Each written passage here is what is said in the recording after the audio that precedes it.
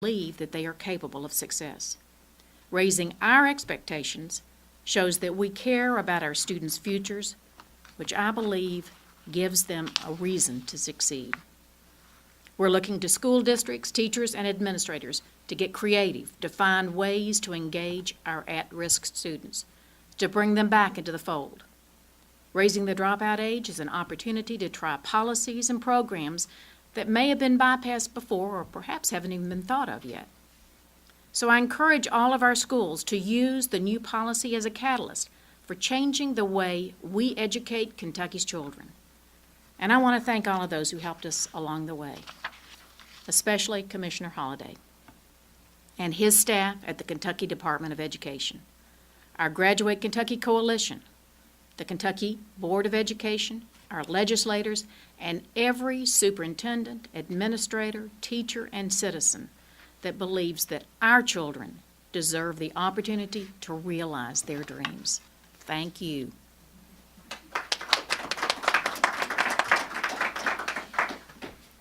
I can tell you for a fact that we would not be standing here today without the First Lady's efforts. I can also tell you for a fact we would not be standing here today without Commissioner Holliday.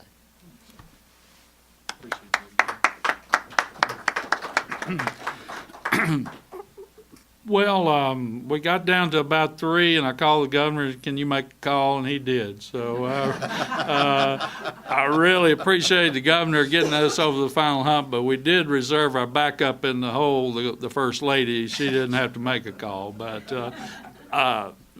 the superintendents out there have been given $10,000 planning grants to help them put in place a plan to do what the First Lady talked about. And we will continue to have the dropout money, about $500,000 a year, to continue supporting regional concepts to, address alternative schools. We're really focused on career technical education, and we're really focused on supporting our schools and districts. We sent every school in Kentucky a recent list of their dropouts and ask them to start planning on how they're going to recover them, because come 15-16, all the districts will have to recover anybody under the age of 18 that has dropped out. So we're really excited about this work, and we're committed to supporting our schools and districts and our children as we move forward.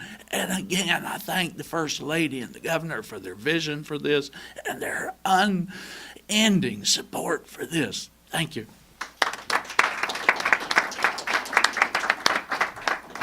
Okay. Any questions? Governor, why do you think it took so long to get to this point, so many years to come to this point here in Kentucky? Obviously, when the law went on the books in 1934, allowing children to drop out at age 16, it was a different time, a different economy. There were thousands of jobs for 16-year-olds in our communities.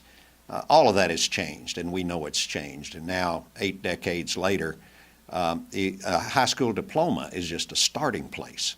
There are not many jobs out there for people with just a high school diploma. There are additional skills that are needed in order to be able to fill these 21st century jobs. So obviously the time had come for this state to step up and increase its dropout age and keep these kids in school. Now, what we've done by adopting this dropout age increase is send a message.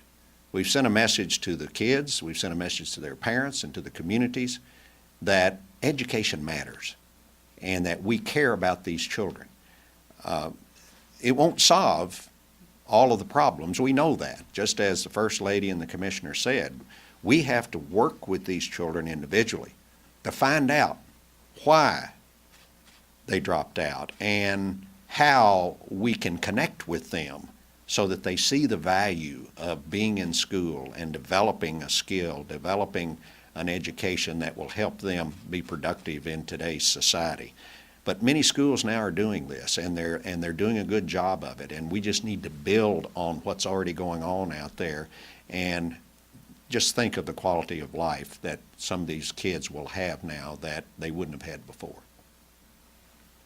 You said all 173 school districts have adopted this. When will it be all implemented? The vast majority of the districts will implement it in 15, 16.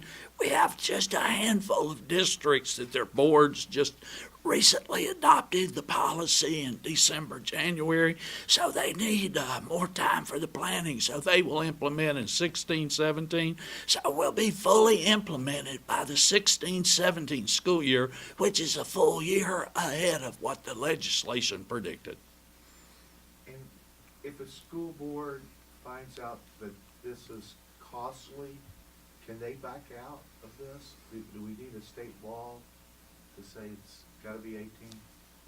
The state law's in that. We have a state law that says it has to be 18. It just gave them a period of time to phase in, and all of them now have already adopted, so it's actually happened a year earlier than it would have otherwise happened. Does this apply to private schools too? No, no, just public. Governor, are there any education initiatives that are left unfinished at this point? Oh, my goodness.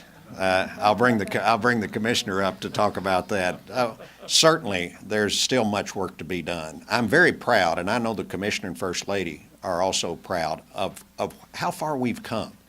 When you look at the college and career readiness rate and how we have taken that from 38% back in 2010, and now we're at 62%. That's a miraculous increase in such a short period of time, but it's just at 62%. We need it to be at 100%. Our graduation is up to, in the top tier of states at about 87.5%. There's still some folks that aren't graduating. And so the work is never done. And we're going to not stop at least this year while I'm still here and the commissioner is here, that we're going to keep pushing on all of those kinds of things. But there'll always be more to do in educating our kids.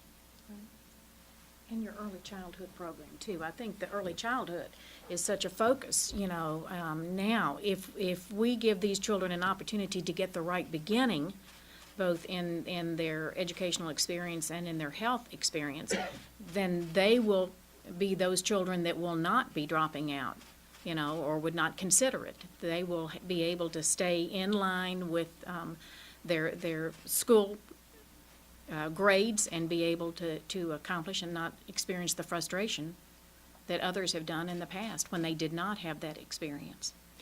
In the next year of the biennium, our budget includes money that I proposed that will bring another 5,100 kids into preschool programs. But still, every Kentucky child needs and deserves that kind of experience early in life, because as Jane pointed out, if they get that experience early in life, that'll help us solve the dropout problem in and of itself. Anything else? Thank you. Thank you all. Thank you. Just a quick photo with the KDE team. Yeah. Yes. Yeah, yes, Yes. yes. They did We all want to do that. that.